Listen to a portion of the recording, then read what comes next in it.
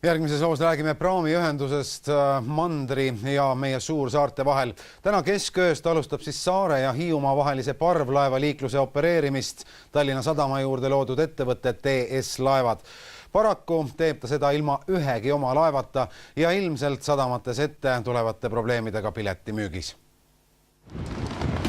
Öösel kell 12 peaks algama uus ajajärk Eesti meretranspordi loos. Parvlaevaliiklus kahe suurema saare vahel peab üle liikuma erasektori käest riigi kontrolli alla. Tänapäeval sügistormituule käes ägava Rohuküla sadama kai küll veel mingeid muutusi ei reetnud.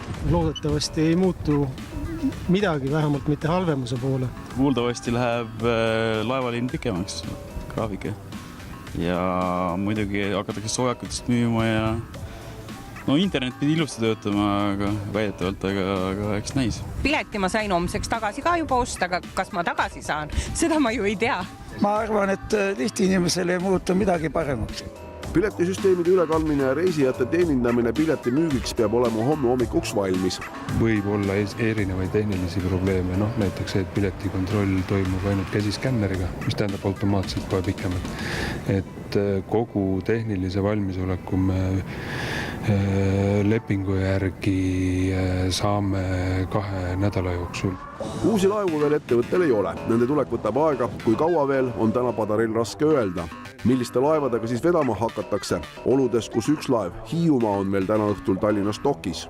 Loodame, et ilmateade on meie vastu sõbralik ja ta laseb dokist laeva välja, et seal on kindlasti võib ka tulla ootamatusi ette, et nimelt suure lainega või suure tuulega ei ole see lubatud.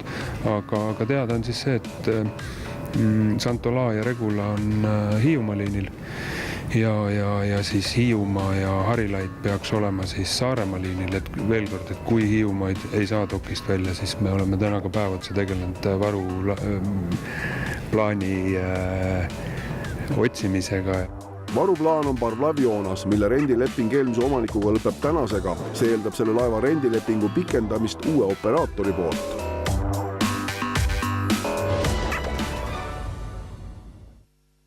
Vabariigi valitsus arutas neljapäevasel kabineti nõupidamisel Eesti teede erastamist.